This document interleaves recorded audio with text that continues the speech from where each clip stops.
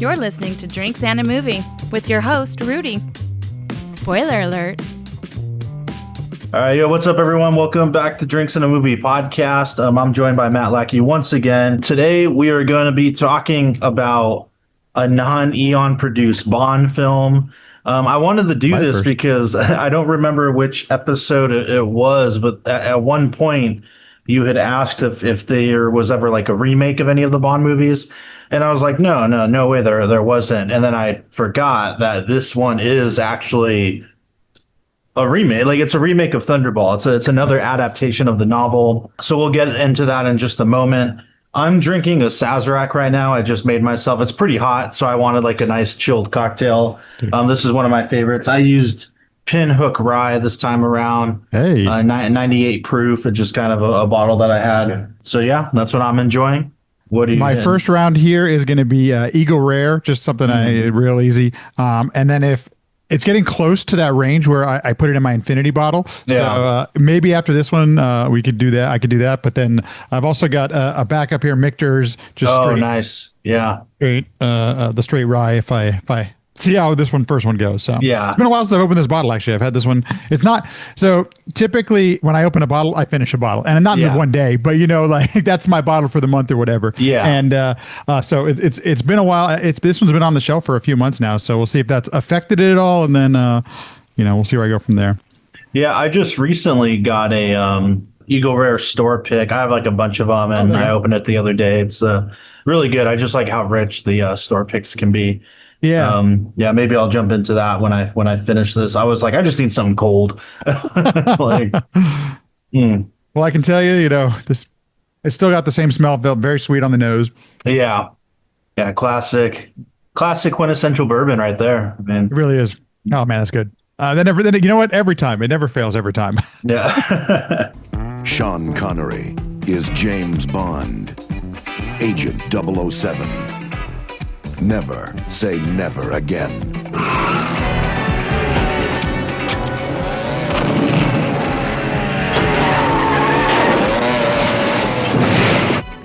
My name's Bond. Oh, you're Mr. Bond. I believe I'm having you in half an hour. Oh, splendid. Your room or mine? Heavy, Mr. Bond? You're marvelously well equipped. Thank you, James. So are you. Good to see you, Mr. Bond. Things have been awfully dull round here. I hope we're going to have some gratuitous sex and violence. I certainly hope so, too.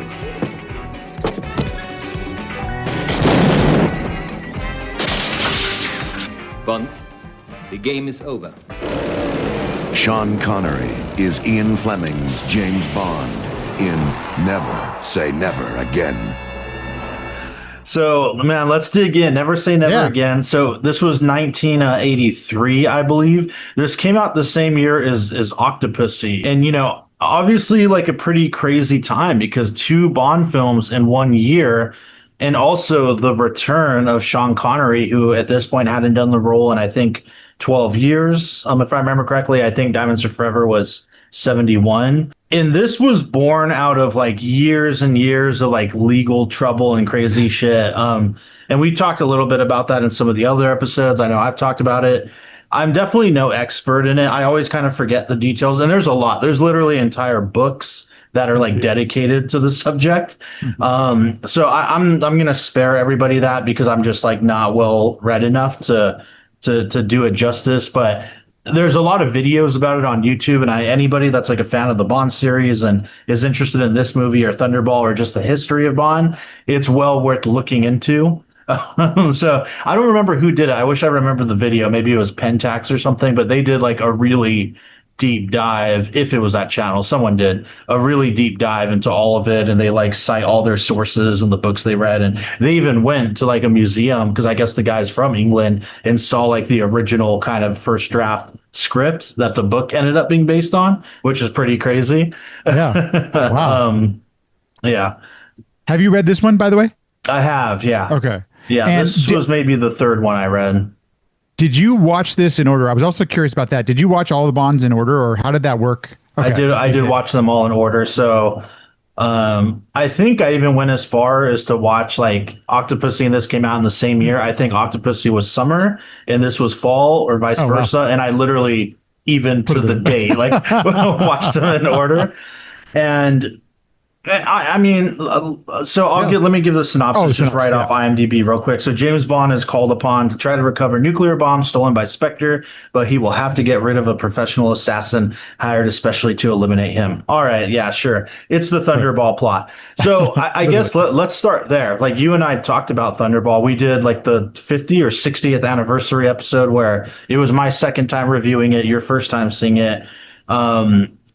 So now, having talked about that, seen that, and now watching this, I mean, what was your take on this? Like a remake of an older James Bond movie with Sean Connery back as the character. It's pretty interesting, right? So what was your overall, Okay, so first of all, it strikes me as just, it's a little weird. I'll just tell you like right off, I was I don't want to say disoriented because you still get the James Bond tropes and all that kind of stuff, but for some, I don't know why my brain was having such a hard time adjusting. First of all, Connery looks a little bit older, but not that much older.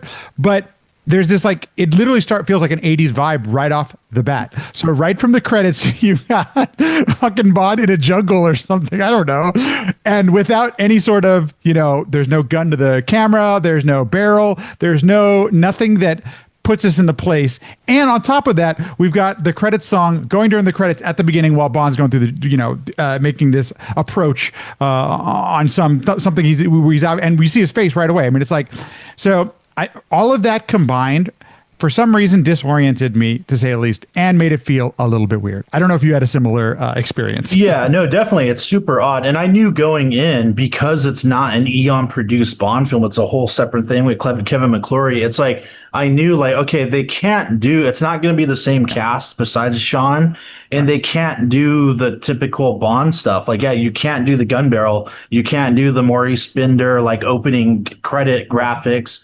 You can't use the theme song. They don't have the right, like they don't have the rights to any of the stuff. And so I was really curious going into it, like, man, how is this going to play without those things that make, honestly, to me, like kind of make Bond unique and special. It really makes you appreciate, at least me, like how much all the kind of dressing and the spices and everything that like are all those other things really kind of make the series. And that's something that I hope they maintain.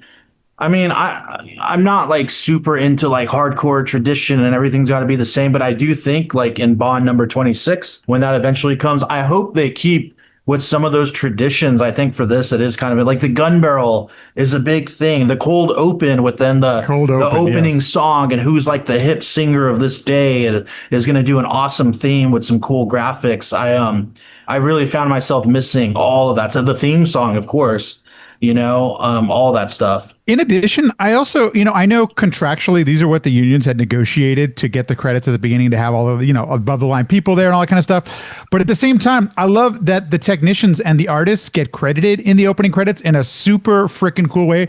It's obviously you and I have never had this happen, but how cool would it be to see your name in a Bond's credit? Like, that's a great way to honor the people who created this whole thing. Mm-hmm. Like, I just, all those things, I agree with you that it really helps for me, like, place Bond where Bond is in my brain, Yeah. But that being said, like, we've over the last couple of years, I've ended up watching like a lot of action movies now from the 80s, between Predator and all these other ones and stuff like that. And so it very much feels, this opening is like of the time. It's kind of wild to me, like how this feels of the time. Yeah. And so that when after the opening credits happens and we see Bond do his infiltration thing and is, mowing down people with a machine gun in the first scene, or at least we think he's mowing down people with a machine gun in the first scene, and he gets stabbed and everything, and we see what's actually happening. I decided to let my brain go just a little bit and say, okay, this is obviously going to be something different, and let me place myself in the 80s, like what those movies are like and why we're doing some of the things we're doing, to see if that would reorient me. And I got to tell you, for the first hour of this movie, it didn't really help, to be honest with you. I was a little bored during the first hour of the flick, which is it's tough for me to say, but it was just accurate. Yeah, no, and it is a curious situation. The other thing I was interested in is, okay, we're going to redo Thunderball, essentially. Now we're in 1983. Right. like you can't do the usual, I guess, tropes for lack of a better word. So are they going to elevate this? Right. Like, what's the thing? So I was really like, the first time I saw it, I was like, I know people don't really dig it, but maybe I'm going to be like super open minded. Also, Irving Kershner directing, I was like, Yes. all right, Empire Strikes Back. Empire's Pretty awesome. good movie. Yeah. I even, growing up, by the way, RoboCop 2 was a film in my life as well. As I've got a little bit older, I know it's not as good as my, my 10-year-old brain thought it was. But Kershner can obviously direct. Empire's awesome. Yeah. But along with all that, the film is a little bit of a slog. I think it kind of sucks. Like, I don't hate the movie. Just I think slowly. I may have even, very slow. I think I enjoyed it a little more the second time around, maybe just a little bit, like enough to make me be like, I don't hate it, but it's still, even of all my least favorite of the 25 Eon produced James Bond, like this definitely isn't even in the mix with that. Like if I were to add it to my ranking, and I said this in my video, I didn't cover it, but I was like, this would be in last place, just so everybody knows. Like, and it's still, after revisiting a lot of them and, seeing this again, it's still, just doesn't, I would watch my least favorite Eon produced Bond movie over this any day, I'm forgetting, what's the first one Connery was in, the very first Bond? Dr. No. Dr. No. So we talked about that during that episode, that like, even from the get-go, it is paced at a breakneck speed. There is no time. One thing leads to one thing, one leads to one thing, leads to one thing. And I did appreciate some, I'm going to just flat out say it was slapstick humor in the first hour or so. Like I appreciated that, but because the pacing was kind of slow to get there and it took a fair amount to it, and then we got this one-liner, I didn't laugh as much as I did when we were literally just watching Roger Moore Bond recently, And I know those are two different Bonds, and I totally get they're approaching the character from two different places. But at the same time, I'm like the humor, because I thought Connery was charming and funny in the first couple of films we watched, and it's not to say he's not that in this film. And I appreciate, I kind of think it's kind of funny when what happens if Bond gets old. I thought that was kind of an interesting take on it, but everything would just felt like it was a little bit too plotting to get there. Like it just took too long to develop, or the dialogue was not nearly as interesting to get us to there. Like some of the double entendres and stuff that Bond is kind of known for, I just feel didn't hit the same to me this time. So, and this has to be the film where he sleeps with the most women. I don't know. Is it? Is there a list? Is there a number? But I feel like maybe. So that part I started to laugh at a little bit, but I mean, still, I don't know. Yeah, I just think it's funny because you said this before, and he's definitely like too old for it. Like Sean Connery with his toupee and all that, and he's definitely too old for it. I just love that, like, the women are still like, he has his shirt off and they're like, I'm like, he looks good for an old man, but he's still like an old man, like you're not going to fool anybody. No. I will say though, despite him being old and like, like we're in the Highlander kind of time frame, when he has that first fight scene at the clinic, a lot of it is like clearly him. And I'm like, all right, like our guy can like he's got some moves and is like, he's doing really well considering he was, I don't know, like 57 or something. He's in a lot of the shots and in a lot of the action. And I do appreciate that. Like, I think you'd be maybe a little more hard pressed to see an actor of that age still be doing stuff like that. So I will give him that. I do think that he brings an energy to the role that was missing in the last couple of movies he was in. It doesn't look like he's phoning it in. I'm sure he got a gigantic paycheck, but it does look like he, cares about it. And he's the charm is there, especially, and you could. I'm sure to get him back into this movie, he easily could have said, "I don't want to lean into the being old thing. I don't, I want to avoid that." Yeah. And so the fact I respect those choices, that he was okay with doing those kind of things. I'm not 100% sure. Well, or let me rephrase that. This may not have been the most interesting way to do it. I'm not sure if if I really am interested or care about what happens if James Bond gets old. But at the same time, this is not something that persuaded me to thinking that's, that's a story that we need to spend more time with, kind of thing. So I do appreciate that they played off of it, but for some reason it just didn't click as funny to me or as entertaining. I wish I could put my finger on it more. Yeah, no, it just doesn't. And I think that's it. It's because it's him just being normal James Bond, but now he's like pushing 60, and even the health clinics. His back crack was funny. It's the back crack and all that kind of stuff was kind of funny. And what's interesting too is like the health clinic stuff. I mean, they don't really dig into that in the movie, which I thought was like kind of interesting, because I remember the first time I watched the movie, I'm like, wait, why are we here? What's What's happening? Why is he in this? And the bad guys happen to be in like the room next door to him or whatever. He was ordered to by M. Okay, weren't you paying attention, Rudy? but I feel like in the original movie they really glossed over that, even the second time watching it, because when I read the book, that is a big part of it. Of like, hey, like it starts with him like waking up hungover from a bender, and it's like M is like, hey, we're gonna send you to this place. You got to get like fit again and eat your vegetables and stop smoking packs of cigarettes a day and drinking. And so there's no caviar. Oh. Yeah, like only And I actually, funny enough, I'm sure a lot of people don't, but I kind of like that section of the book. It's just kind of funny to me, this whole idea of him having to like try and get healthy. He brought in caviar in a suitcase. Like, dude, when he opens it and he's like, foie gras and the vodka and the vodka, yes, all nicely strapped in with Velcro straps. Okay. Yeah, that's pretty funny. That part I actually kind of like, because it's so silly. I mean, it's literally, I felt. And then that's something that like you get in. I remember in View to a Kill, there's a very similar shot where like they complete a mission and he goes into the submarine with some super young chick, and then he opens a suitcase and it's like, all right, now we're gonna drink on our way home. But I kind of they get a little more into why he's there in this movie. I really hate. I don't hate. I dislike the performance of M. Nothing against the actor. I don't really know him from anything else, but I hate how kind of whiny he is, and he is younger than Sean Connery by a little bit, but. I just this version of M immediately pisses me off because it's like I just hate how complaining and whiny he is. It's like you're the boss. You're supposed to be like super composed, and I just didn't like his whole vibe. I couldn't agree with you more. And in addition to that, it felt I know there are a lot of tropes or stereotypes that Bond has in a lot of the films. In fact, almost all of them.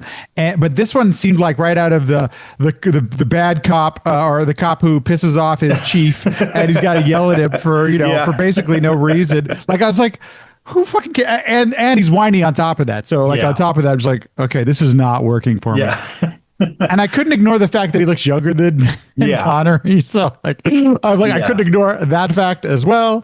And there's some throwaway line early on where Bond is like that he's a teacher now, and I'm just like, I really can't ever dream of him teaching anybody because he's going to end up sleeping with them if they're if they're his type. So the whole thing I think that hurt my brain a little bit as well. So anyway, I couldn't completely agree with you with them. Yeah, I did like I don't remember the actor that portrays him, and of course it's no Desmond Llewellyn, but I do like the Q scene in this. Alec McCowan, like and I thought I appreciate that was pretty fun, and he had a different take on it. Did I hear, is Q a designation? Is that because his name was different, or was it? Is that it's quartermaster. God, is what it stands for. Which is one piece I'm like, okay, I kind of appreciated that I didn't know that about this world. Yeah. So, okay, gotcha. Yeah, I thought he was actually one of the things I'm like, okay, it almost felt like he was talking right to us.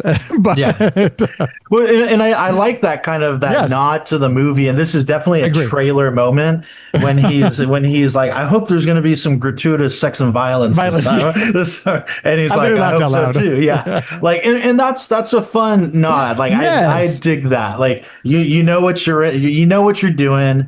You're winking at the audience. I don't mind that in this movie. I would have liked more of that if that was the route they were going to go. I mean, you recently watch the original Superman, the 1977 Superman, or 76, whatever it is. Like it feels like there are scenes in Superman that are like that as well, especially when Clark Kent is being Clark Kent, and hiding from others. And I think that stuff can be done really well. And this one is kind of on the nose, but I liked it. The performance was good. It was written. It was fine. It was, I laughed at that. Yeah. And there's a nice little moment too when they bring out his Bentley, which we never. I think maybe we see it in one of the movies, but like the Bentley is his car in the novel. So it's cool when they bring it to him and they talk about like, oh, it's like it's an old one, and he's like, yeah, but it's still in good shape. It's still could like another little wink to the H thing.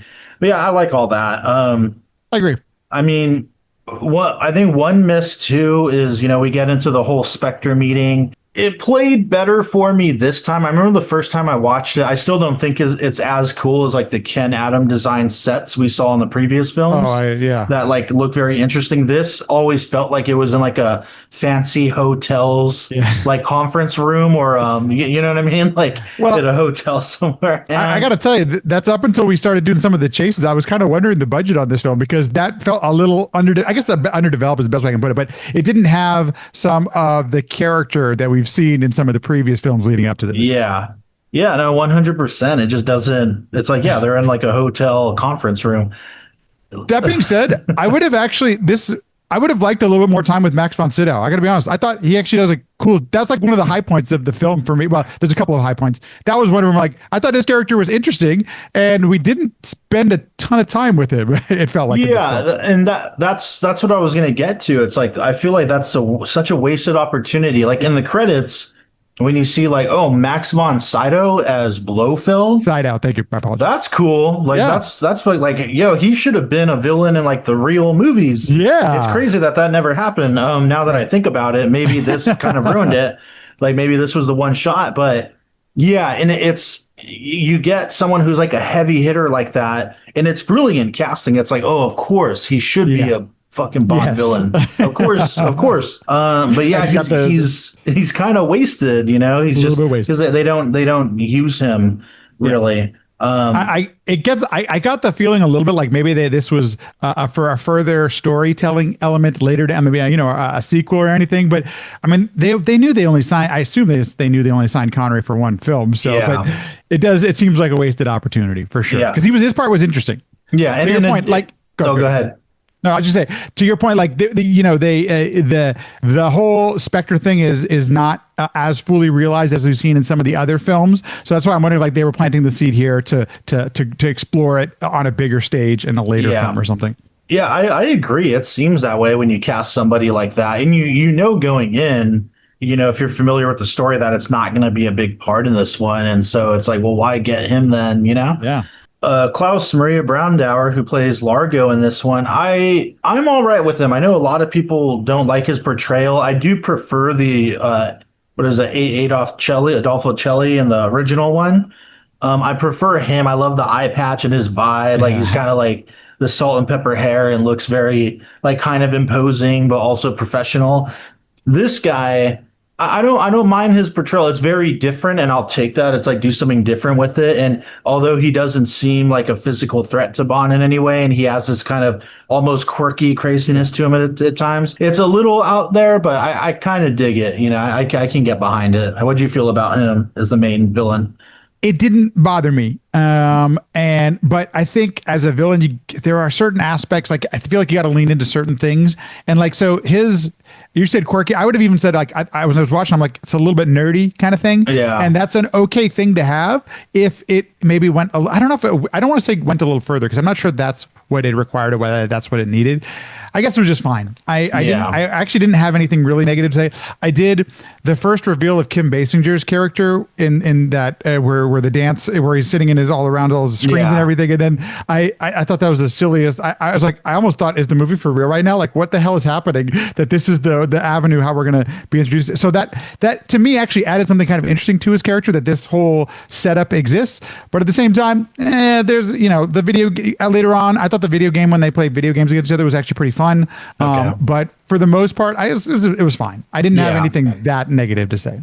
Yeah, I kind of hate that introduction where the window opens up and she's then like the music's coming through the speaker, and it's a weird portrayal too. Where in this one, Kim Basinger as Domino, like seems like she's really into him and loves him, which is a different vibe from the original movie where she's like a kept woman kind of thing, right? And like you can tell, kind of probably wants out. But here, she seems very much into him and like all about it. So it makes it hard for me to buy in the end that, she's going to be the one to kill him and all that. It just doesn't flow as well, I couldn't agree more with that. I appreciate that I guess they're trying to, I wonder if, I guess they're just assuming, well, I don't even know. But I guess you're trying to misdirect, right? Like the fact that she does actually care and stuff like that. But it's so weird the way I totally agree with you. The way it was almost disorienting.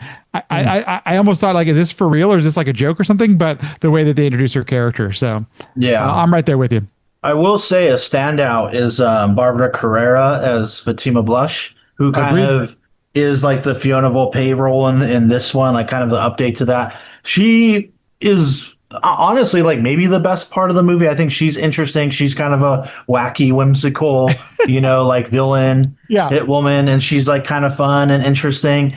I love that we see her get killed with the rocket launching pen. Yes, I'm happy to see that pay off. Her fucking blow up was fucking awesome. that was great. Yeah. There's 4 things I really liked in this film. The first one was Max von Sydow, but then hers is pretty up there. I agree with her. I think her whole performance was good. The other thing that was really great for me, because this leads into that perfectly, is I thought the motorcycle chase was awesome. Yeah. And I think partly because she's so extreme up to this point, it's actually kind of believable, all the extreme things that happened, which I know is a weird thing to say, but this is my whole take. When you've created rules for your world, if the characters act true to themselves within that world, it helps us, the audience, totally buy into what they're doing. It doesn't have to be believable, whatever. Like the chase is completely ridiculous, but because she is so, I don't want to say deranged, but so like balls to the wall up to this point, I totally had fun with the chase the entire time, and it's cool stunts and everything too. Like there's some really cool stunts in it, but I also bought into the character parts of it as well. And there's some other Bond movies that have done this really well as well. So that's the other thing I want to say. But I really enjoyed that chase halfway in the movie. Yeah, and I came at the right time. To your point, it's all set up really well in the beginning, the way everyone's going to kind of be. On the chase, though, one thing I do like, and I'm going to use the word hate about this movie, is the music. I think the music during that chase scene is awful. It just feels like an old TV show kind of vibe. And then the opening song, Never, Never Say Never, Never, as he's like killing those guys in the jungle. I cannot stand, I like truly cannot stand that song. It is, I'm sorry to the people who created it. I'm sorry, guys, but it's awful. It's so bad. I'm sure that there is some sort of direction that goes into, hey, we need this kind of vibe and feeling and theme for the music. And honestly, this is the part I least liked the most about my least favorite thing was the music by far in this film. And it's not an 80s thing, because Blade Runner is a perfect example. Vangelis, all these synthesizers, and it still is wonderful today. Tangerine Dream, another one. Highlander, I love Highlander, and that's 2 years away. That's 2 years, releases 2 years after this film, or 3 years or whatever it is. So, but my point being that it almost feels like a porn movie at sometimes. Like some of the hookup scenes, it might as well just have been a 70s porn flick music soundtrack. Like, and I understand, you're going for a vibe and a thing, but I don't know. It really took me. It was tough. That might be it's probably my least favorite thing of the film. Yeah. It just does not work at all. And then you side by side it with, like, you can pick any soundtrack from the Eon produced films, and they're all going to be better. Now I do wonder, had they had access or rights to the other the James Bond themes, would that have made it any better? Because I assume they would have done it in this approach, and I'm not sure. Maybe it would have, but I'm not sure that would have saved it. It was a tough choice for me. I think it wouldn't save it for sure, but I think it would improve some aspects. I think it would automatically make people feel a little better about the movie. But then when you think about it, you're still like, well, this still kind of sucks. Like, it's the pacing and the characters and the this and the that and some of the writing and all that. But it may have helped a tiny bit. One moment that stood out to me a lot, and I think there's just really, I'm always commenting on this like more and more nowadays, is real life animals in films back then, because now it's always like CGI and all that. Which, I mean, you got to do what you got to do. Sure. And I have to say though, man, like watching this again, I was really taken aback by the scene where I don't even remember what the fuck they're doing, but they're in the water. They're scuba diving, and the sharks are going after them. Yeah, this is earlier. I think is pretty, and we've seen like some bits of that in other James Bond movies, even in the '60s. but this was like pretty extensive, and I'm just like, dude, there's like a stunt guy over here, like just trying to outrun a shark. They're like, and it's real. Like, it's a real guy. It's a real shark. There's like 2 or 3 of these big tiger sharks in there, and it just blows me away. I'm like, man, what an incredible feat of like filmmaking and stunt work. And I get sad to see the shark get bumped on the head, because that had to be real. I don't think that was a puppet, but like, I don't think, we shouldn't hurt sharks at all. They get a bad rap. But I thought that was all I thought that was all pretty amazing, man. I'm just like, that's probably the coolest part to the movie to me, is I'm just like, wow, this guy's just out here swimming with sharks, like risking his life for this movie that's not even that good. That's not even good. But I appreciate you guys that were out there in the water doing that, right? Like, I don't know, every time, I don't know what it is, but something about the last couple of years, I'm really like dialed into any time I see people interacting with real life animals. I guess because you just don't see that anymore, I got to tell you, hearing you be appreciative of it is actually making me appreciate it a little bit more.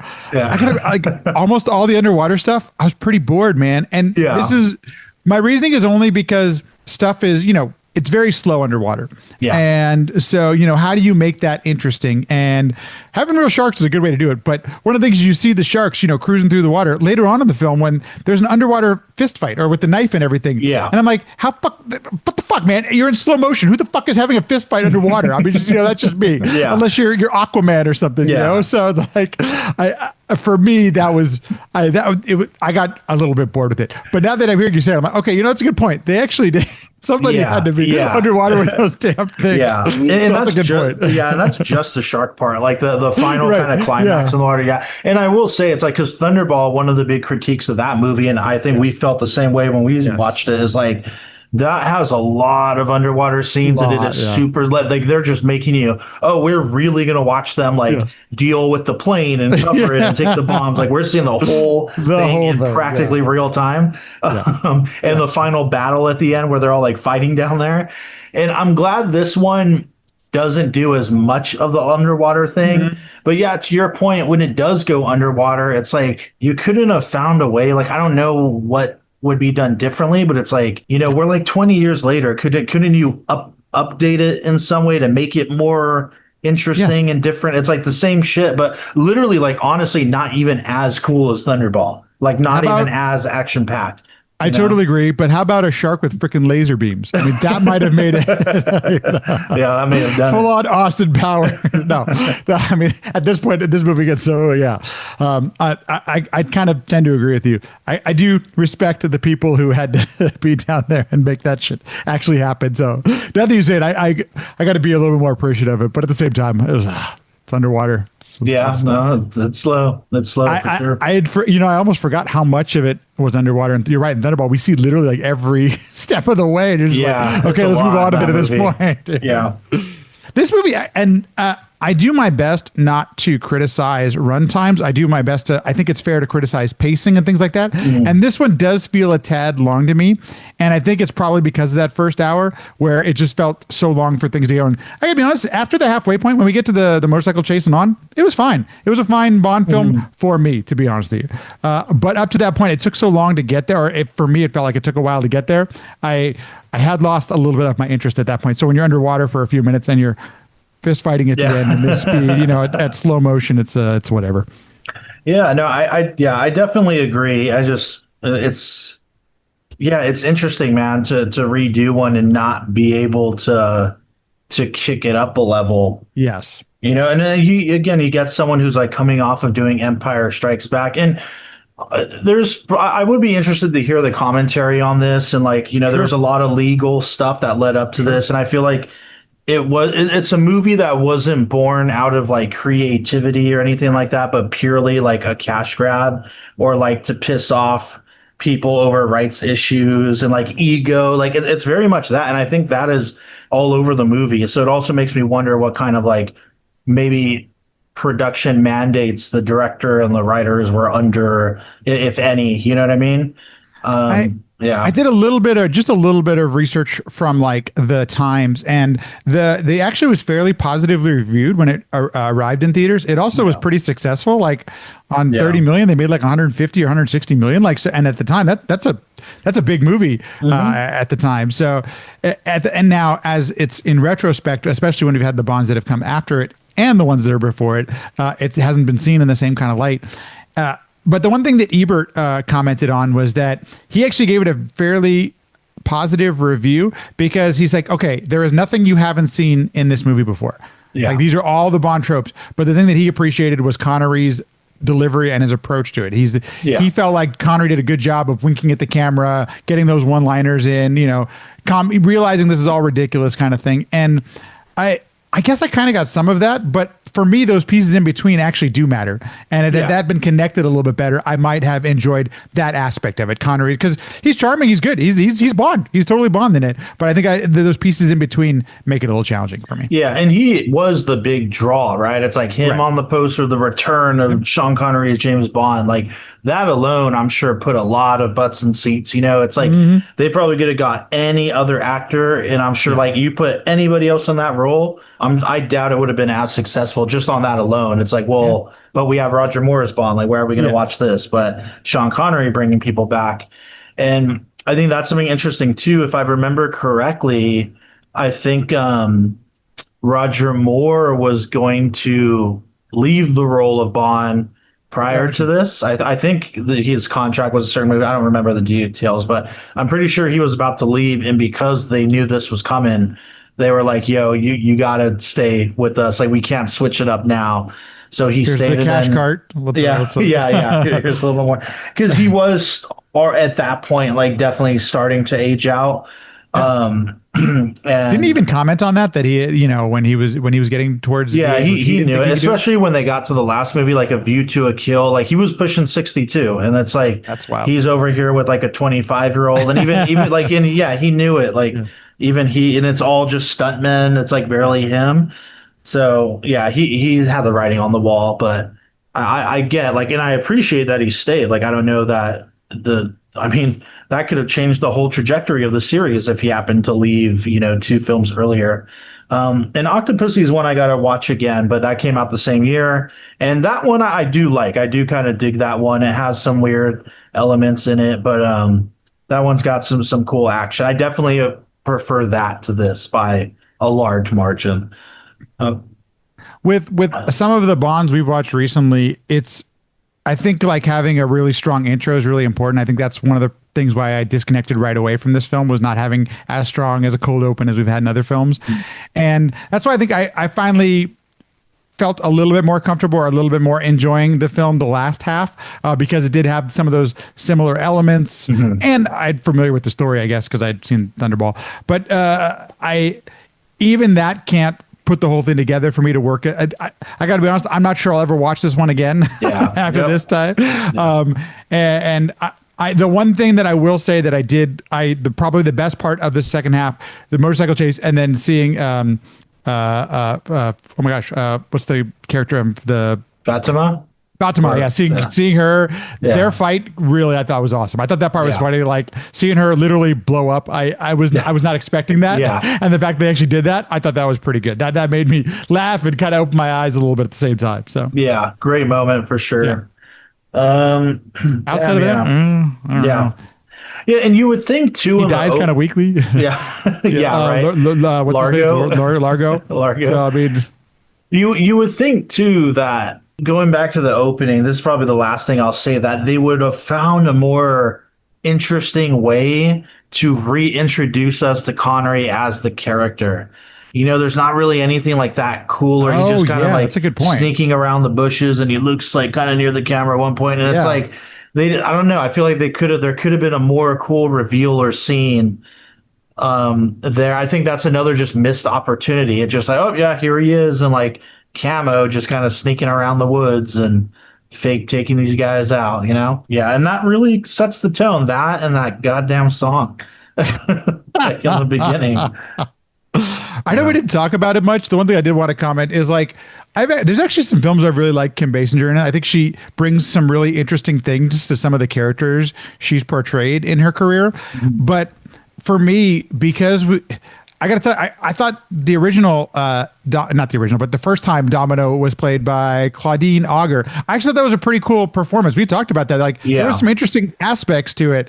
And it didn't just seem like some dumb person or whatever. Like there was some depth to what she was doing. And I think Basinger does that as well, but I don't think her character is written as interestingly as the original one was. And I think that's another thing that if you've got Bond going to be sacrificing himself for somebody, like there's got to be some interesting reasons to do that. And it just didn't feel like that connected the dots for me. And I don't, that kind of thing. Yeah, I agree. I don't think she's as well realized in this one. And just like, and for me, it kind of comes down to her relationship with Largo. Yes. Like, I don't buy it. It's fair. Like she's not like against him or whatever. Yeah.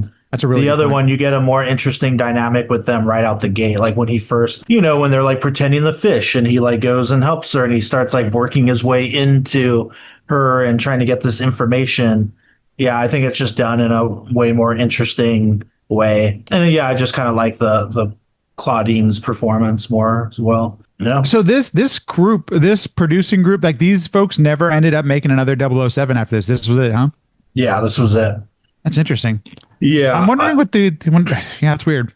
Yeah, I'm sure there's a lot more I need to research about it. I don't know if some of it is interesting to me, like how we even get to this point. And again, it's just like an exercise in filmmaking. Like, man, like how do you like remake a James Bond movie and run it parallel with the series that's already like, it's kind of interesting from that perspective. And like, what new does like another group of filmmakers bring to the source material? Yeah. And it just, like it could have been, I don't know. It just in different hands could have been something better, maybe, who knows? We've talked about this on many of our episodes, this like intersection of the business side of things and the art side of things. And the fact that they even got this film made is pretty damn amazing, I guess. But, maybe we could have done something more interesting. The fact that you put all these people together. I've mentioned it before, but Spider-Man, I think, is still, Sony owns the rights to Spider-Man. And part of their contract to Marvel is that they have to release a film every 3 years. Right. So that's why you had the Andrew Garfield films and all these different, you keep seeing these things being released or else they lose the rights. And so the fact that something like this gets made does not surprise me at all. However, I always wonder, like, when you have to do something like that, why not take a risk? Why not do something interesting and different with it? And it just doesn't feel like they did. Like, it feels like, okay, if you're gonna, why not lean into more? Why not take it in a place we haven't done it before? Or to your point, make it the most ultimate James Bond film ever. If you're bringing Connery back, like make it the most ridiculous, epic. Yeah. And maybe they try to do that because I can see some of those elements here, but it's really slow getting from those points to points. So, and I get like, I don't know, maybe at this point it just completely unavoidable because James Bond was like too big. Because there's a part of me that's like, well, maybe then why don't you do an even more direct adaptation of the novel? Right. Like what if he's not like the kind of ultra charming womanizing guy he is in the movies, and you like completely rebuild him as like a more from the book character, like this very kind of flawed individual. But I mean, I can only imagine at that point, like after coming off of The Spy Who Loved Me and Moonraker, that people probably would not be into that. You know what I mean? Like a more book accurate version of the character. But at some point I gotta watch Bond in Space. I still haven't gotten there. Oh shit. Yeah, I've kind of been wanting to watch that one again. I'm like trying to work my way through all of them. Do you watch anything else nowadays besides James Bond or not? I do, believe it or not. Okay. I do. I just watched Tarkovsky's Mirror again. That's gonna be my next trailer. I love that movie. It's fucking incredible. I just finished watching All the President's Men. Have you ever seen that? Dude, I literally just watched it last year. Really? I bought it. It's nice. Awesome. It's so good, so subtle. Oh yeah.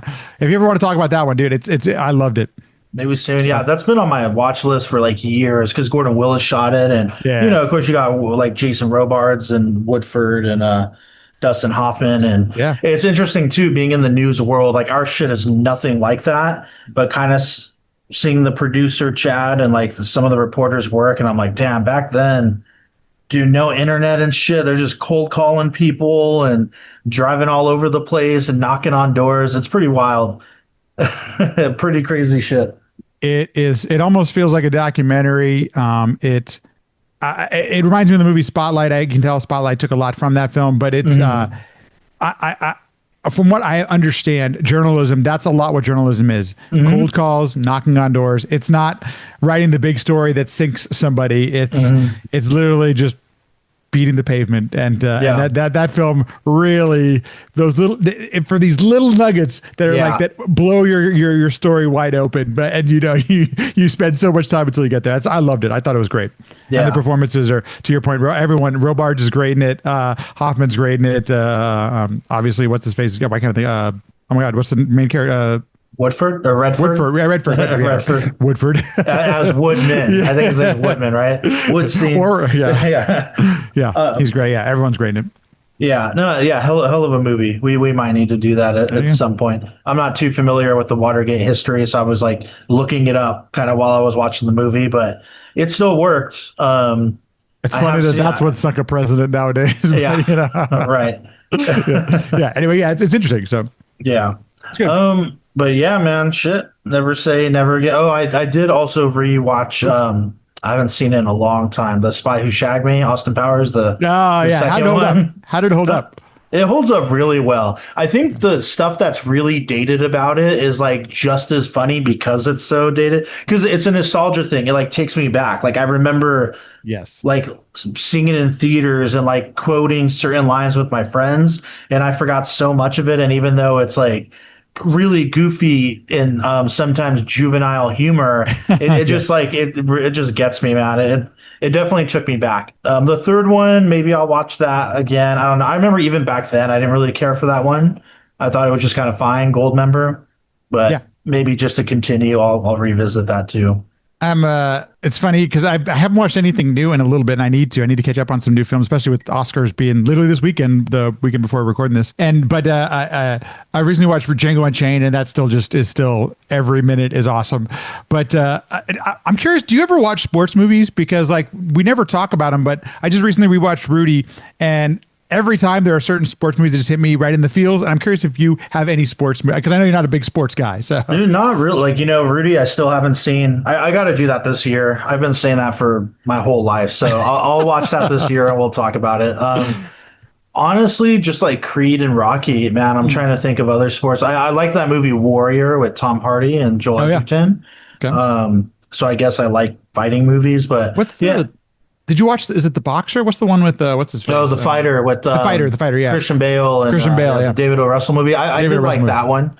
That was pretty good. I like that one a lot. Heartbreaking, but good. Yeah, I don't think. Now that you mention it, I don't really watch any movies about other like football or basketball or anything like that. If you ever want another one that's a little bit older too, that kind of Hoosiers is another one that kind of like set the tone for a lot of them. And so I watched Hoosiers a few months ago, and then I watched Rudy last month, and you can see the similarities between them and stuff, but they're both. You can see how so many sports movies have been influenced by those films. Then, so which is always kind of interesting. Hoosiers is Gene Hackman, right? Yeah, Gene Hackman, Dustin Hopper. It's really good. Dennis Hopper. Did I say Dustin Hopper? I mean, say Dennis Hopper. Jeez Louise, cut me off from the. I didn't know Dennis Hopper was in that. Okay, Dennis Hopper, Gene Hackman. Dennis Hopper almost steals the film. His character is so interesting and so well done. You could watch it just for his performance. It's really that good. So, dang. Yeah. Yeah. What? Sorry, I'm like looking it up real quick. I'm trying to see who directed it. The same guy, David Anspaugh. Yeah, who I think he directed Rudy. I think it's the same guy. Oh, really? He directed another one. Yeah. Okay. Same guy. Yeah. It's all coming together. He knew what he was doing during that time of his life, apparently. So yeah. I mean, since the Oscars are this Sunday, as of recording this, which of those movies have you seen? I wanted to do a full on, like get a group of people and do a big, like kind of Oscar episode, but the time kind of got away from me. So it looks like the nominees are After the Hunt, Avatar, Fire and Ash, Deliver Me Nowhere, Frankenstein. Oh wait, no, never mind. That's wrong. Those are. I was going to say Avatar is nominated. No, sorry, I got it right here. Sorry, that's something. I think I found it. Here we go. Okay. So Marty Supreme, One Battle After Another, Hamnet, Sentimental Value, Sinners, Train Dreams, Secret Agent, Begonia, Frankenstein, and F1. Now I feel like I need to go to the Academy website. Let me make sure. This seems a little... So I got you. Yeah. Begonia, F1, Frankenstein, Hamnet, Marty Supreme, One Battle After Another, Secret Agent, Sentimental Value, Sinners, and Train Dreams.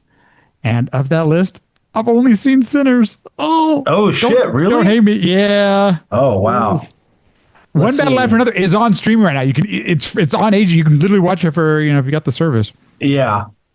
So I've seen Marty Supreme, One Battle After Another, Sinners, Train Dreams, Frankenstein, and F1. So 6 out of...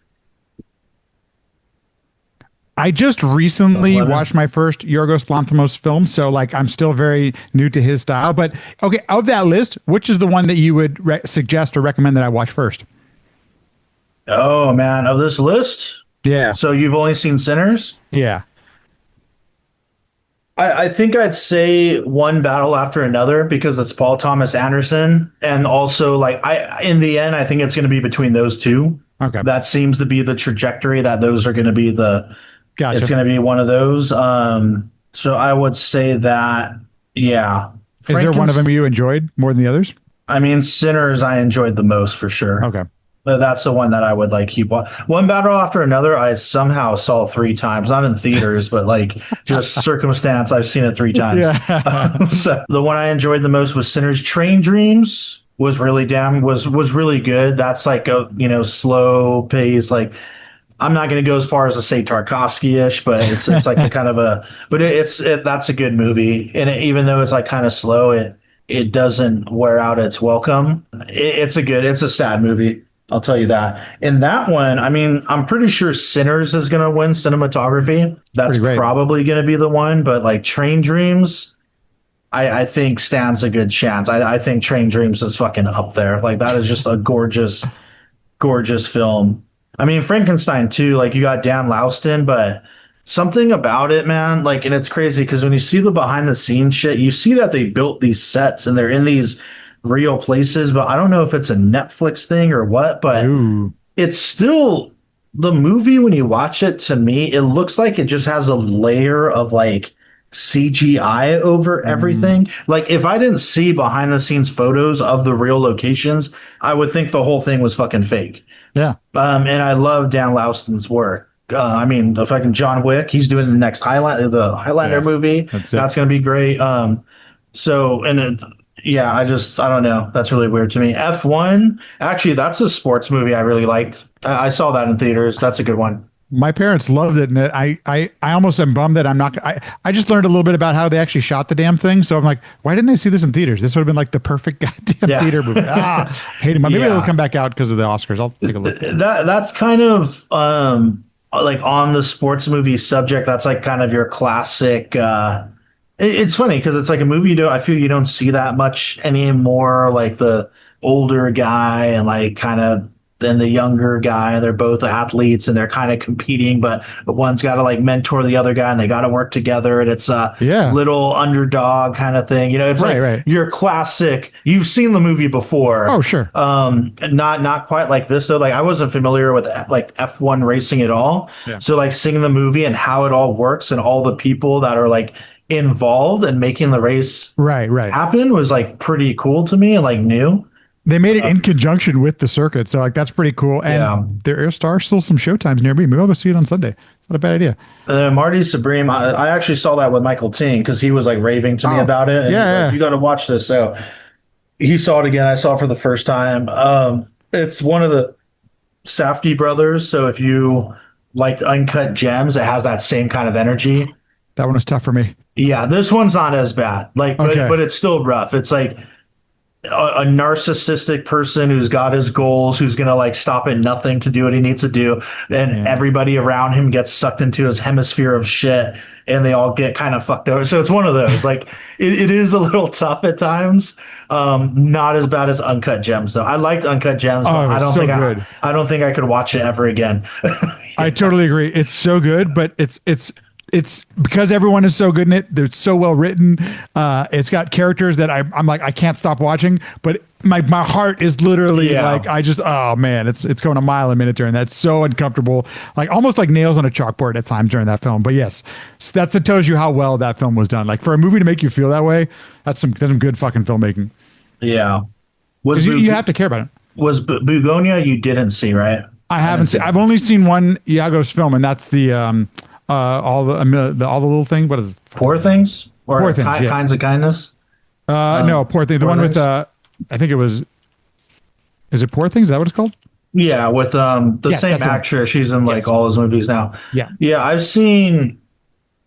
So and I actually loved Poor Things, but it took me a minute to love it. I had to. It took me a while to get into the film, but I actually loved it. Oh, really? Yeah, I know not everyone does. I didn't care to watch it. I was like, but I've seen like his early, I don't know if it was his first feature, like 10 years ago. It came out in 2009, but his movie Dogtooth. Okay. So I saw that back in the day. So I was familiar with him from way back then. I saw The Favorite a few years ago. I feel like there's another one of his films I've seen, but I just don't remember. But I'm just not into the stuff he's doing now. I've seen like bits and pieces of Kindness, and I'm like, yeah, I don't need to watch this. He definitely challenges the medium, and that unfortunately it makes it tough for a lot of people. Like I know if I shared it with my wife, Angela would struggle to watch it and stuff like that. So but at the same time, there are times where I thought Poor Things was brilliant, man. I understand why, but sometimes films speak to me that way. Like I loved Brazil, and that it reminds me of Terry Gilliam in a sense that Terry Gilliam with some of his films, for better or for worse, challenge what it's like, what it means, or what it's like to be a viewer watching his films sometime. And sometimes it works and sometimes it don't. It works for some people and it doesn't work for other people. And like I respect that he gets to do it because the fact that he's getting money to do that, I think is pretty cool. You don't see that very often, especially nowadays. So that part we got, at least it's kind of cool to see that. Yeah, that's probably the most interesting aspect to me is that he keeps, like, he's one of the few people that gets to do his kind of weird shit and gets money and gets the star power attached, and he's pretty prolific. I mean, he does like a movie each year, at least the last few years, like one movie, like that's a lot to just keep banging them out. So there was one part where like I think Emma Stone might have been, she's as one of the highest in sought actor type of thing. So I'm wondering if that helps him get those made. But whatever, sure he's getting it made. Yeah, he's getting it made. So yeah. I'm sure a lot of people go for her. I don't know if star power still has the same kind of meaning it did 20 years ago nowadays because of all of the different things that how movies get made nowadays. But like. That's pretty cool that he gets to do what he wants to do. So yeah, I mean, I think it definitely does because they look at people's Instagrams and go off how many followers they have. That's true. That's for like normal ass people. Like you can not be a good actor, but if you have more followers than the next person, you're the one who's going to get the job. The intersection of business and art. That's what happened. Literally, exactly. Every single time a movie gets made. Yeah, and I do think like. The other side of that is, though, that I do think the movie star thing is kind of dead or dying in a way. Like, I think there's few that, like, I don't know, no one's of the status the same way it used to be. Like, there are those people, but it's not like, it's not like it used to be, like a fucking, like a Marlon Brando, or whatever. Like, I don't know. I'm not thinking of anybody right now. But so, yeah, I'd say watch one battle after another next. Okay. That'll be my first one up. I probably watch that tonight. And I mean, Frankenstein and Train Dreams are on Netflix, so that's pretty easily accessible. Nice. Okay. I had a friend that said he couldn't even get through the first 30 minutes of Frankenstein, which I'm like, that's a bummer. I liked it. I went to see it in theaters because that's pretty important to me. And have you seen Young Frankenstein? I still have not. No. Okay, like that's the movie I've watched probably more time than any other of the incarnations of Frankenstein. So I have to put my brain aside on that first. It's Frankenstein. So. Well, this one is a pretty different take, so I think. Oh, I'm sure. Be pretty easy. Yeah. But yeah, shit. All right. Well, I guess I'll let you go here. That's a wrap on this one, everybody. Thanks for listening, and we will catch you next time. Peace. for listening to the Drinks in a Movie podcast. You can now find us on Instagram at Drinks in a Movie Pod, where we'll be posting photos from all the various films that we discuss. You can also email us at drinksinamoviepod@gmail.com. Please rate, review, and subscribe, and thank you for listening.